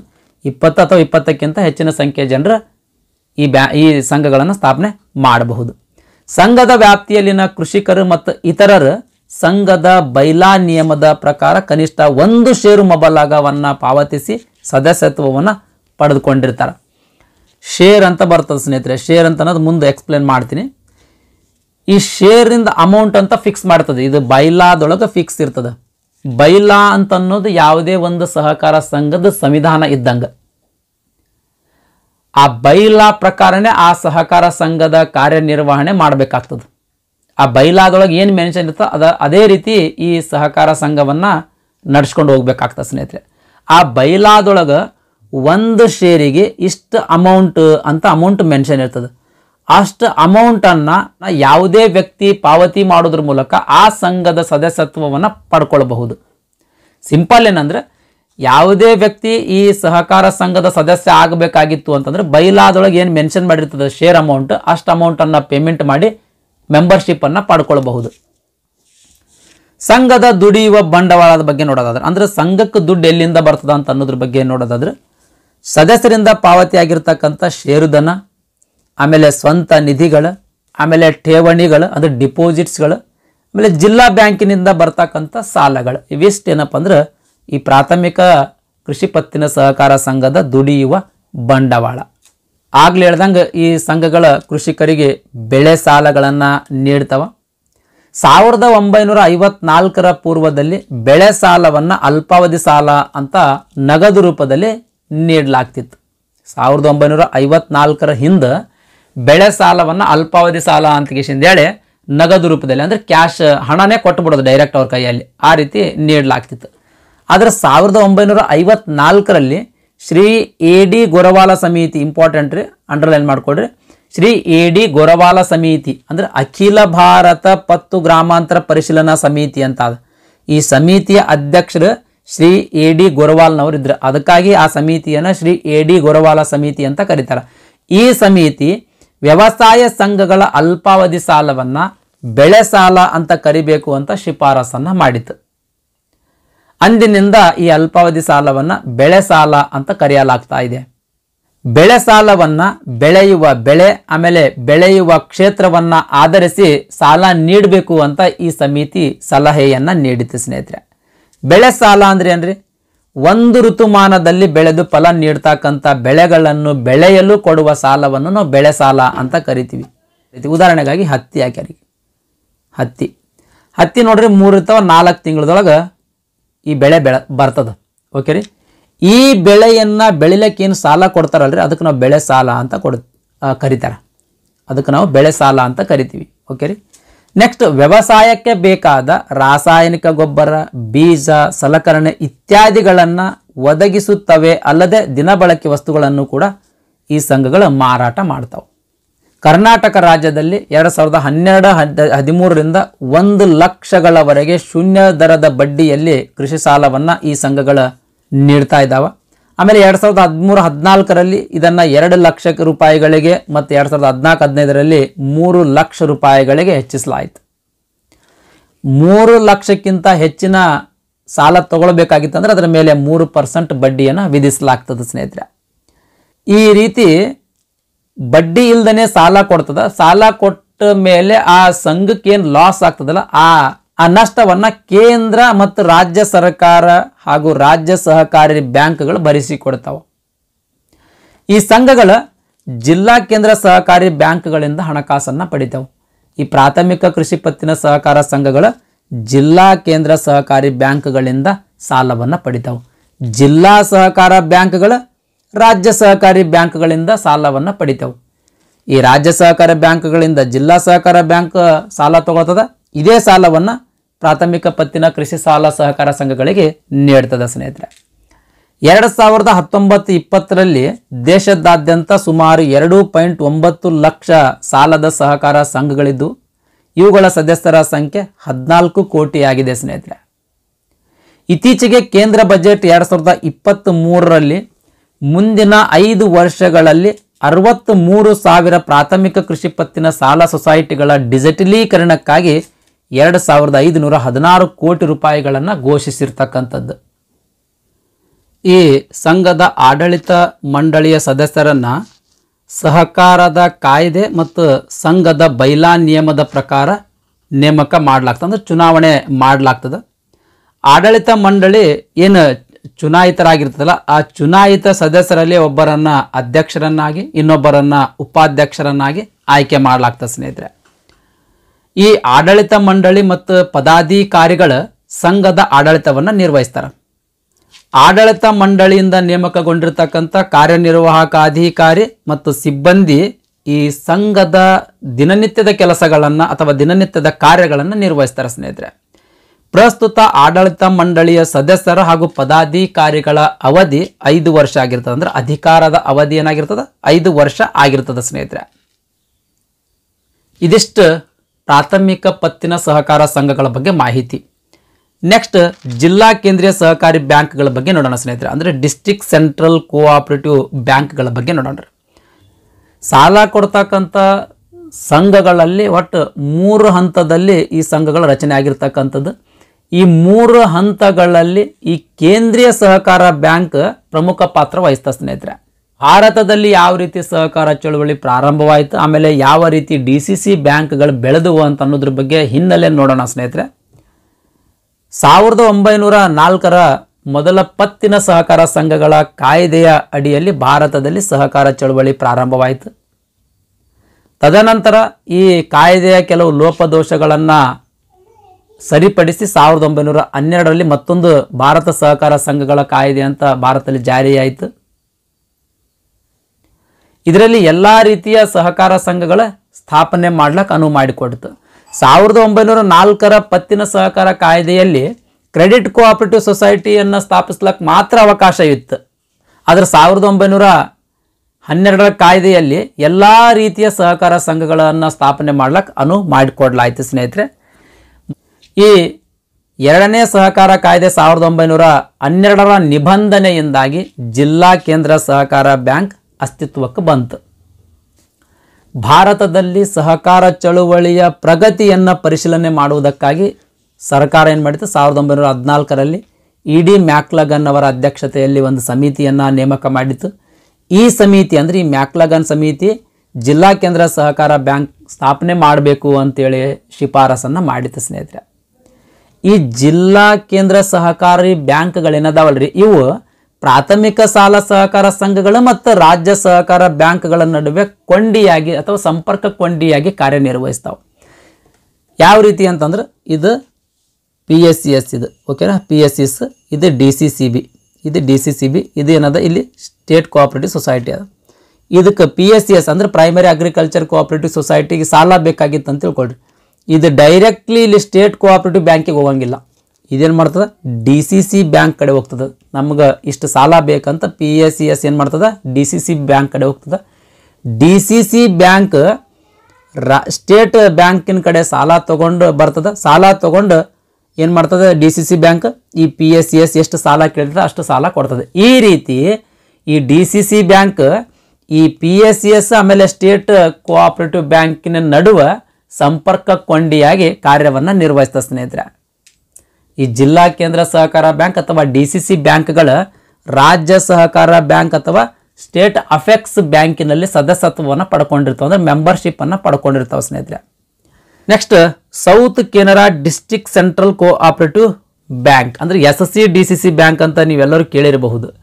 ಈ SCDCC ಬ್ಯಾಂಕ್ 1913ರಲ್ಲಿ ಸ್ಥಾಪನೆ ಮಾಡಲಾಯಿತು. ಈ ಬ್ಯಾಂಕ್ 1914ರಲ್ಲಿ ಕಾರ್ಯಾಚರಣೆ ಪ್ರಾರಂಭಿಸಿತು. ಇದನ್ನು ಈ SCDCC ಬ್ಯಾಂಕ್ ಅಥವಾ south Canara district central cooperative bank ಅಥವಾ ಸೌತ್ ಕೆನರಾ DCC ಬ್ಯಾಂಕನ್ನು ಮೊಳಹಳ್ಳಿ ಶಿವರಾವ್ ಅವರು ಸ್ಥಾಪನೆ ಮಾಡಿದರು. ಈ SCDCC ಬ್ಯಾಂಕಿನ ಕೇಂದ್ರ ಕಚೇರಿ ಅಥವಾ ಮುಖ್ಯ ಕಚೇರಿ ಪುತ್ತೂರಿನಲ್ಲಿ ಐತಿ.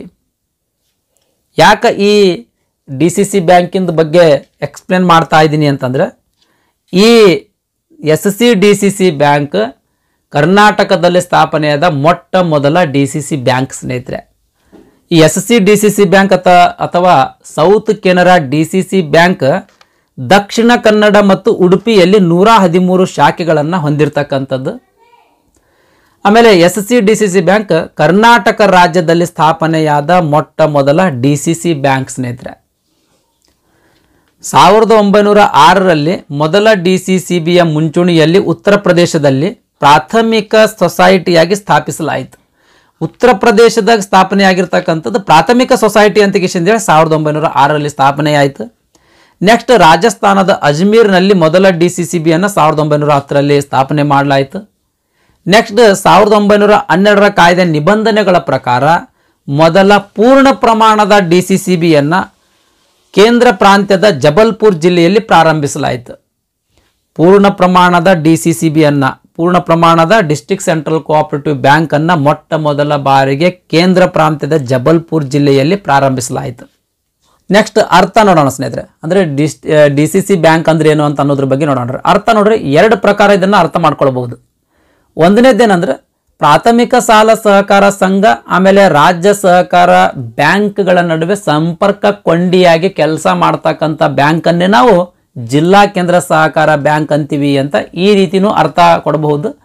ಆಮೇಲೆ ಜಿಲ್ಲೆಯಲ್ಲಿರ್ತಕ್ಕಂಥ ಎಲ್ಲ ಪ್ರಾಥಮಿಕ ಸಾಲ ಸಹಕಾರ ಸಂಘದಿಂದ ರಚಿಸಲ್ಪಟ್ಟಿರ್ತಕ್ಕಂಥ ಒಕ್ಕೂಟವನ್ನೇ ನಾವು ಕೇಂದ್ರ ಸಹಕಾರ ಬ್ಯಾಂಕ್ ಅಂತೀವಿ ಅಂತ ಈ ರೀತಿಯೂ ಕೂಡ ಇದನ್ನು ಅರ್ಥ ಕೊಡಬಹುದು.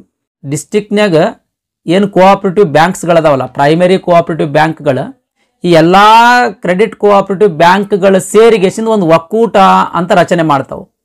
ಒಕ್ಕೂಟ ಅಂತ ರಚನೆ ಮಾಡಿರ್ತಾವಲ್ಲ ಅದನ್ನೇ ನಾವು ಜಿಲ್ಲಾ ಕೇಂದ್ರ ಸಹಕಾರಿ ಬ್ಯಾಂಕ್ ಅಂತ ಕರಿತೀವಿ ಸ್ನೇಹಿತರೆ.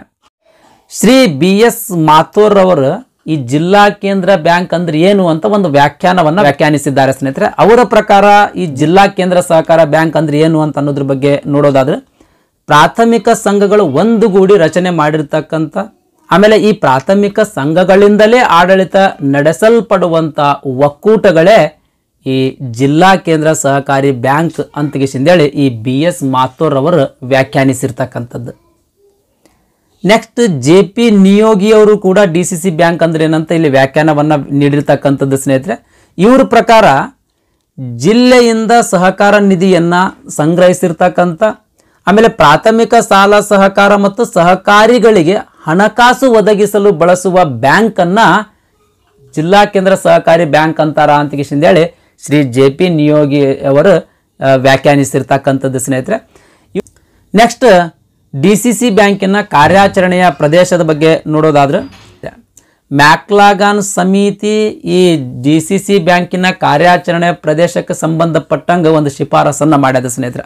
ಮ್ಯಾಕ್ಲಾಗಾನ್ ಸಮಿತಿ ಏನು ಶಿಫಾರಸು ಮಾಡ್ತದಂತಂದ್ರೆ, ಯಾವುದೇ ಒಂದು ಕೇಂದ್ರೀಯ ಬ್ಯಾಂಕಿನ ಕಾರ್ಯಾಚರಣೆ ಪ್ರದೇಶ ಯಾವಾಗಲೂ ದೊಡ್ಡ ಪ್ರದೇಶವನ್ನ ಆವರಿಸಿಕೊಳ್ಳುವಂಗಿರ್ಬೇಕು ಅಂತ ಈ ಒಂದು ಸಮಿತಿ ಶಿಫಾರಸು ಮಾಡ್ತದ. ಈ ಸಮಿತಿ 1915ರಲ್ಲಿ ಶಿಫಾರಸನ್ನ ಮಾಡಿರ್ತಕ್ಕಂಥದ್ದು. DCC ಬ್ಯಾಂಕ್ ಏನವಲ್ಲ ಸ್ನೇಹಿತರೆ, ಒಂದು ಜಿಲ್ಲೆಗೆ ಒಂದು DCC ಬ್ಯಾಂಕ್ ಇರಬೇಕು ಅಂತೇಳಿ ರಿಸರ್ವ್ ಬ್ಯಾಂಕಿನ ಕೃಷಿ ಸಾಲದ ಸ್ಥಾಯಿ ಸಲಹಾ ಸಮಿತಿ, ಆಮೇಲೆ ಅಖಿಲ ಭಾರತ ಗ್ರಾಮೀಣ ಸಾಲ ಸಮೀಕ್ಷಾ ಸಮಿತಿ ತಮ್ಮ ಅಭಿಪ್ರಾಯವನ್ನ ವ್ಯಕ್ತಪಡಿಸಿದ್ದು ಸ್ನೇಹಿತರೆ. ಸಾಮಾನ್ಯವಾಗಿ ಈ ಬ್ಯಾಂಕ್ಗಳ ಕಾರ್ಯವ್ಯಾಪ್ತಿ ಜಿಲ್ಲೆಯಾಗಿರ್ತದೆ. ಅಂದ್ರೆ ಒಂದು ಜಿಲ್ಲೆಗೆ ಒಂದು ಡಿಸ್ಟ್ರಿಕ್ಟ್ ಸೆಂಟ್ರಲ್ ಕೋಆಪರೇಟಿವ್ ಬ್ಯಾಂಕ್ಗಳು ಇರ್ತಾವೆ, ಅಂದ್ರೆ ಒಂದು DCC ಬ್ಯಾಂಕ್ ಇರ್ತದೆ. ಆದರೆ ಕೆಲವು ಜಿಲ್ಲೆಗಳಲ್ಲಿ ಅಂದ್ರೆ 2 ಅಥವಾ 3 ಜಿಲ್ಲೆಗಳು ಸೇರಿ ಒಂದು DCC ಬ್ಯಾಂಕ್ ಅದ. ಅಂಥವು ಯಾವ್ಯಾವ ಅಂತಂದ್ರೆ ಮೈಸೂರು, ದಕ್ಷಿಣ ಕನ್ನಡ, ಬೆಂಗಳೂರು, ಕೋಲಾರ, ಧಾರವಾಡ, ರಾಯಚೂರು ಮತ್ತು ಗುಲ್ಬರ್ಗ ಬ್ಯಾಂಕ್ಗಳು. ಇವು ಕಾರ್ಯವ್ಯಾಪ್ತಿ ಏನಪ್ಪಾ ಅಂತಂದ್ರೆ 2 ರಿಂದ 3 ಜಿಲ್ಲೆಗಳ ವ್ಯಾಪ್ತಿ ಅದ ಸ್ನೇಹಿತರೆ. ಒಂದು ಜಿಲ್ಲೆಗೆ ಒಂದು ಜಿಲ್ಲಾ ಬ್ಯಾಂಕ್ ಇರಬೇಕೆಂಬ ನೀತಿ ಇದ್ರೂ ಕೂಡ ಆರ್ಥಿಕ ಸಾಧ್ಯತೆ ಇಲ್ಲವೆಂಬ ಕಾರಣದಿಂದಾಗಿ ಅವುಗಳನ್ನ ವಿಭಜನೆ ಮಾಡದೇನೆ ಹಾಗೆ ಮುಂದುವರಿಸಿರ್ತಕ್ಕಂಥದ್ದು ಸ್ನೇಹಿತರೆ. ಈ ಮೈಸೂರು, ದಕ್ಷಿಣ ಕನ್ನಡ, ಬೆಂಗಳೂರು, ಕೋಲಾರ, ಧಾರವಾಡ, ರಾಯಚೂರು ಮತ್ತು ಗುಲ್ಬರ್ಗ ಏನು DCC ಬ್ಯಾಂಕ್ ಅದಾವಲ್ರಿ, ಇವು 2 ರಿಂದ 3 ಡಿಸ್ಟಿಕ್ಕಿಗೆ ಒಂದು DCC ಬ್ಯಾಂಕ್ ಅದಾವ ಸ್ನೇಹಿತರೆ. ಈ ಬ್ಯಾಂಕ್ಗಳು ತನ್ನ ಕಾರ್ಯವ್ಯಾಪ್ತಿಯಲ್ಲಿರ್ತಕ್ಕಂಥ ಸಹಕಾರ ಸಂಘಗಳ ಮೂಲಕ ಕೃಷಿ ಮತ್ತು ಗ್ರಾಮೀಣ ಅಭಿವೃದ್ಧಿಗಾಗಿ ಅಗತ್ಯವಾದ ಚಟುವಟಿಕೆಗಳನ್ನು ಕೈಗೊಳ್ಳುತ್ತವೆ. RBIನಿಂದ ಅನುಮತಿ ಪಡೆದಂತಹ ಸಂಸ್ಥೆಗಳ ಸ್ನೇಹಿತರೆ. ಈಗ ದೇಶದಲ್ಲಿ ಒಟ್ಟು 368 DCC ಬ್ಯಾಂಕ್ಗಳದಾವ. ಕರ್ನಾಟಕದಲ್ಲಿ 21 DCC ಬ್ಯಾಂಕ್ಗಳ ಕಾರ್ಯವನ್ನು ನಿರ್ವಹಿಸ್ತಿರ್ತಕ್ಕಂಥದ್ದು. ಸದಸ್ಯತ್ವ ಬಗ್ಗೆ ನೋಡೋದಾದ್ರೆ ಅಂದ್ರೆ ಈ DCC ಬ್ಯಾಂಕ್ನಲ್ಲಿ ಯಾರ ಮೆಂಬರ್ಶಿಪ್ ಆಗಬಹುದು ಅಂತ ಅನ್ನೋದ್ರ ಬಗ್ಗೆ ನೋಡೋದಾದ್ರೆ, ಪ್ರಾಥಮಿಕ ಸಹಕಾರ ಸಂಘಗಳ ಈ DCC ಬ್ಯಾಂಕಿನಲ್ಲಿ ಸದಸ್ಯತ್ವವನ್ನು ಪಡ್ಕೊಳ್ಬಹುದು. ಅದೇ ರೀತಿ ಇತರೆ ವಿವಿಧ ರೀತಿಯ ಸಹಕಾರ ಸಂಘಗಳು ಕೂಡ ಈ ಬ್ಯಾಂಕಿನಲ್ಲಿ ಸದಸ್ಯತ್ವವನ್ನು ಪಡ್ಕೊಳ್ಬಹುದು. ಆದರೆ ವ್ಯಕ್ತಿಗತವಾಗಿ ಈ DCC ಬ್ಯಾಂಕಿನಲ್ಲೇ ಸದಸ್ಯತ್ವ ಪಡ್ಕೊಳ್ಳೋಕೆ ಅವಕಾಶ ಇರಂಗಿಲ್ಲ, ಅಂದ್ರೆ ಮೆಂಬರ್ಶಿಪ್ ಪಡ್ಕೊಳ್ಳೋಕೆ ಅವಕಾಶ ಇರಂಗಿಲ್ಲ. DCC ಬ್ಯಾಂಕಿನ ಮಹತ್ವ ಏನು, ಯಾಕೆ ಈ DCC ಬ್ಯಾಂಕ್ಗಳ ರಚನೆ ಮಾಡ್ಬೇಕು ಅಥವಾ ಏನು ಇಂಪಾರ್ಟೆನ್ಸ್ ಏನು ಈ DCC ಬ್ಯಾಂಕಿಂದ ಅಂತ ಅನ್ನೋದ್ರ ಬಗ್ಗೆ ನೋಡೋದಾದ್ರೆ, ಇವು ಆರ್ಥಿಕ ಸಮತೋಲನಕ್ಕೆ ಸಹಾಯ ಮಾಡ್ತಾವೆ. ಆರ್ಥಿಕ ಸಮತೋಲನ ಅಂತಂದ್ರೆ ಯಾವ ಸಂಘದಲ್ಲಿ ದುಡ್ಡು ಹೆಚ್ಚಿಗೆ ಅದಾವೋ ಆ ಸಂಘದಿಂದ ಡಿಪಾಸಿಟ್ ತಗೊಳ್ತದ, ಯಾವ ಸಂಘದಲ್ಲಿ ದುಡ್ಡು ಕಡಿಮೆ ಆದೋ ಲೋನ್ ಬೇಕಾಗಿರ್ತದೋ ಆ ಸಂಘಗಳಿಗೆ ಲೋನ್ ಅನ್ನ ನೀಡುವುದ್ರ ಮೂಲಕ ಆರ್ಥಿಕ ಸಮಾನತೆಯನ್ನ ಕಾಪಾಡ್ತದೆ ಇದು. ಆಮೇಲೆ ಆರ್ಥಿಕ ನೆರವು ನೀಡ್ತದೆ. ಯಾವ ಸಂಘಕ್ಕೆ ಆರ್ಥಿಕವಾಗಿ ಸಹಾಯ ಬೇಕು ಅಂತ ಸಹಕಾರ ಸಂಘಗಳಿಗೆ ಆರ್ಥಿಕ ಸಹಾಯವನ್ನ ನೀಡ್ತದೆ. ನೆಕ್ಸ್ಟ್ ಬ್ಯಾಂಕಿಂಗ್ ಸೌಲಭ್ಯವನ್ನು ಒದಗಿಸ್ತದೆ. ಗ್ರಾಮೀಣ ಪ್ರದೇಶದಲ್ಲಿಯೂ ಕೂಡ ಬ್ರಾಂಚಸ್ಗಳನ್ನು ಓಪನ್ ಮಾಡೋದ್ರ ಮೂಲಕ ಬ್ಯಾಂಕಿಂಗ್ ಸೌಲಭ್ಯವನ್ನು ನೀಡ್ತದೆ. ಆಮೇಲೆ ಸದಸ್ಯ ಸಂಘಗಳಿಗೆ ಅಂದರೆ ಈ DCC ಬ್ಯಾಂಕ್ನಲ್ಲಿ ಮೆಂಬರ್ಶಿಪ್ ತಗೊಂಡಿರ್ತಕ್ಕಂಥ ಸಹಕಾರ ಸಂಘಗಳಿಗೆ ಅಲ್ಪಾವಧಿ ಮತ್ತು ಮಧ್ಯಮಾವಧಿ ಸಾಲವನ್ನು ತಮ್ಮ ಬೇಡಿಕೆಗೆ ಅನುಗುಣವಾಗಿ ಕಡಿಮೆ ಬಡ್ಡಿ ದರದಲ್ಲಿ ನೀಡ್ತದೆ ಸ್ನೇಹಿತರೆ. ನೆಕ್ಸ್ಟ್, ಸದಸ್ಯರು ಮತ್ತು ಸದಸ್ಯರೇತರಿಂದ ಠೇವಣಿಗಳನ್ನು ಸಂಗ್ರಹಿಸ್ತದೆ, ಡಿಪಾಸಿಟನ್ನು ತಗೊಳ್ತದೆ. ಅದೇ ರೀತಿ ಸಹಕಾರ ಸಂಘಗಳಿಗೆ ಸಾಲ ನೀಡುವುದರ ಜೊತೆಗೆ ಮಾರ್ಗದರ್ಶನ, ಮೇಲ್ವಿಚಾರಣೆ ಆಮೇಲೆ ನಿಯಂತ್ರಣವನ್ನು ಕೂಡ ಕೈಗೊಳ್ತದೆ. ನೆಕ್ಸ್ಟ್, ಮಾತೃ ಸಂಸ್ಥೆಯಾಗಿ ಕಾರ್ಯನಿರ್ವಹಿಸ್ತದೆ. ಅಂದರೆ ಸಹಕಾರ ಸಂಘಗಳಿಗೆ ಸಾಲ ವಿತರಣೆಯಲ್ಲಿ ಮಾತೃ ಸಂಸ್ಥೆಯಾಗಿ ಕಾರ್ಯವನ್ನು ನಿರ್ವಹಿಸ್ತದೆ. ನೆಕ್ಸ್ಟ್, ಜಿಲ್ಲೆಯ ಸಹಕಾರ ಚಳುವಳಿಯಲ್ಲಿ ನಬಾರ್ಡ್, RBI, NCDC ಸಂಸ್ಥೆಗಳ ಕೆಲವು ಹೊಸ ಯೋಜನೆಗಳು ರೂಪಿಸ್ತಾವೆ. ಆ ಹೊಸ ಯೋಜನೆಗಳನ್ನು ಈ DCC ಬ್ಯಾಂಕ್ ಅನುಷ್ಠಾನಕ್ಕೆ ತರ್ತದೆ. ನೆಕ್ಸ್ಟ್, ಸದಸ್ಯ ಸಂಘಗಳಿಗೆ ಸ್ವಸಹಾಯ ಸಹಕಾರ ಶಿಕ್ಷಣ ತರಬೇತಿ ಕಾರ್ಯಕ್ರಮಗಳಿಗೆ ಪ್ರೋತ್ಸಾಹವನ್ನು ನೀಡ್ತದೆ. ನೆಕ್ಸ್ಟ್, ಸದಸ್ಯ ಸಂಘಗಳ ವ್ಯವಹಾರಕ್ಕೆ ಬೇಕಾಗ್ತಕ್ಕಂಥ ನಗದು ಸಾಲ, OD ಫೆಸಿಲಿಟಿ ಅಂದರೆ ಓವರ್ಡ್ರಾಫ್ಟ್ ಫೆಸಿಲಿಟಿ ಮತ್ತು ವ್ಯಾಪಾರದ ಅಭಿವೃದ್ಧಿ ಯೋಜನೆಯ ಸಾಲಗಳನ್ನು ಕೂಡ ಈ DCC ಬ್ಯಾಂಕ್ ನೀಡ್ತದೆ ಸ್ನೇಹಿತರೆ. ನೆಕ್ಸ್ಟ್, DCC ಬ್ಯಾಂಕಿನ ಹಣಕಾಸಿನ ಸಂಪನ್ಮೂಲ ಅಂದರೆ DCC ಬ್ಯಾಂಕ್ ಪ್ರಾಥಮಿಕ ಸಹಕಾರ ಸಂಘಗಳಿಗೆ ಸಾಲ ನೀಡ್ತದೆ ಅಂತಂದ್ರೆ ಈ DCC ಬ್ಯಾಂಕಿಗೆ ದುಡ್ಡು ಎಲ್ಲಿಂದ ಬರ್ತದೆ, ಹಣಕಾಸಿನ ಮೂಲ ಏನು ಅಂತ ಅನ್ನೋದ್ರ ಬಗ್ಗೆ ನೋಡೋದಾದ್ರೆ ಸದಸ್ಯರಿಂದ ಪಡೆದಿರ್ತಕ್ಕಂಥ ಷೇರು ಬಂಡವಾಳ, ಷೇರು ಶುಲ್ಕ ಅಂದರೆ ಶೇರ್ ಫೀಸ್, ಪ್ರವೇಶಧನ ಅಂದರೆ ಎಂಟ್ರಿ ಫೀಸ್, ಇದರಿಂದ ದುಡ್ಡು ಬರ್ತದೆ. ನೆಕ್ಸ್ಟ್, ಸದಸ್ಯರು ಹಾಗೂ ಸದಸ್ಯರೇತರಿಂದ ಪಡಿತಿರ್ತಕ್ಕಂಥ ಠೇವಣಿಗಳು, ಆಮೇಲೆ ಕಾಯ್ದಿಟ್ಟ ನಿಧಿ ರಿಸರ್ವ್ ಫಂಡಿಂದ, ಡಿಪಾಸಿಟ್ಸಿಂದ ಮತ್ತು ಕಾಯ್ದಿಟ್ಟ ನಿಧಿಯಿಂದ ಹಣ ಬರ್ತದೆ. ನೆಕ್ಸ್ಟ್, ಸರ್ಕಾರದಿಂದ ಪಡೆದಿರ್ತಕ್ಕಂಥ ಷೇರು ಬಂಡವಾಳ ಮತ್ತು ಸಹಾಯಧನ. ಆಮೇಲೆ ಅತಿ ಹೆಚ್ಚಿನ ಸಂಪನ್ಮೂಲದ ಅವಶ್ಯಕತೆ ಇತ್ತು ಅಂತಂದ್ರೆ ಅಂದ್ರೆ ಅತಿ ಹೆಚ್ಚಿನ ಹಣಕಾಸಿನ ಅವಶ್ಯಕತೆ ಇತ್ತು ಅಂತಂದ್ರೆ ಅಫೆಕ್ಸ್ ಬ್ಯಾಂಕಿನ ಮೂಲಕ ಸಾಲದ ರೂಪದಲ್ಲಿ ಹಣವನ್ನು ಪಡಿತದೆ. ಅಂದ್ರೆ ರಾಜ್ಯ ಸಹಕಾರ ಬ್ಯಾಂಕ್ ಅಂತ ಏನಿರ್ತಲ್ಲ ಆ ರಾಜ್ಯ ಸಹಕಾರ ಬ್ಯಾಂಕಿನಿಂದ ಸಾಲವನ್ನು ಪಡಿತದೆ. ನೆಕ್ಸ್ಟ್, DCCBಯ ನಿರ್ವಹಣೆ ಮತ್ತು ಸಂಘಟನೆ ಬಗ್ಗೆ ನೋಡೋದಾದ್ರೆ ಇದರ ಏನಪ್ಪ ಅಂದ್ರೆ ಈ DCC ಬ್ಯಾಂಕಿನಲ್ಲಿ ನಿರ್ದೇಶಕರ ಮಂಡಳಿ ಇರ್ತದೆ. ಈ ನಿರ್ದೇಶಕರ ಮಂಡಳಿಯ ಅಧಿಕಾರಾವಧಿ 5 ವರ್ಷ ಆಗಿರ್ತದೆ. ಬ್ಯಾಂಕಿನ ವಿವಿಧ ಕಾರ್ಯಗಳನ್ನು ಕೈಗೊಳ್ಳಕ್ಕೆ ನಿರ್ದೇಶಕರಲ್ಲಿ ಸಾಮಾನ್ಯವಾಗಿ ನೇಮಕಗೊಂಡ ಸಮಿತಿಗಳು ಅಂತಿರ್ತವೆ. ಆ ಸಮಿತಿಗಳು ಅಂದ್ರೆ ಕಾರ್ಯಕಾರಿ ಸಮಿತಿ ಆಗಿರ್ಬೋದು, ಸಾಲದ ಉಪಸಮಿತಿ, ಖರೀದಿ ಸಮಿತಿ, ಸಿಬ್ಬಂದಿ ಸಮಿತಿ, ಕಟ್ಟಡ ಸಮಿತಿ, ಈ ರೀತಿಯ ಸಮಿತಿಗಳಿರ್ತವೆ.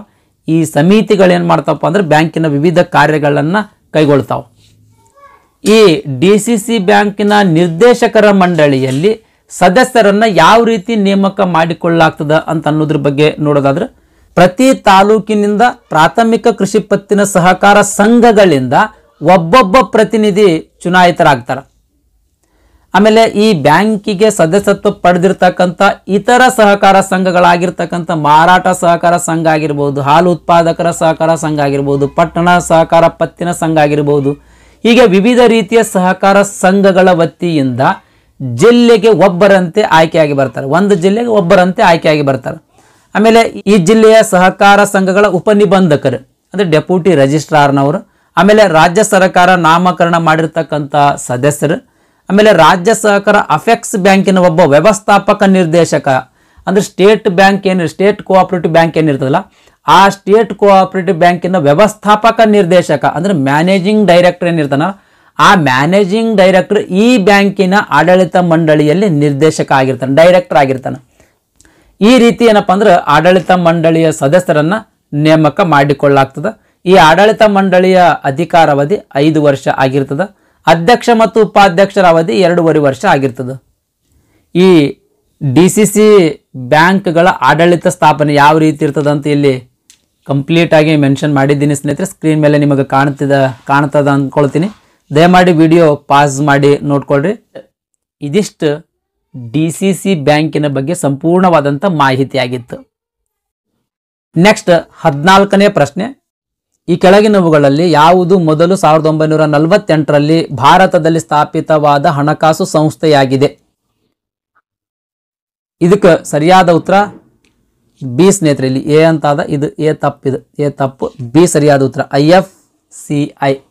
IFCI ಭಾರತದಲ್ಲಿ 1948ರಲ್ಲಿ ಸ್ಥಾಪಿತವಾದ ಮೊಟ್ಟ ಮೊದಲ ಹಣಕಾಸು ಸಂಸ್ಥೆ ಸ್ನೇಹಿತರೆ.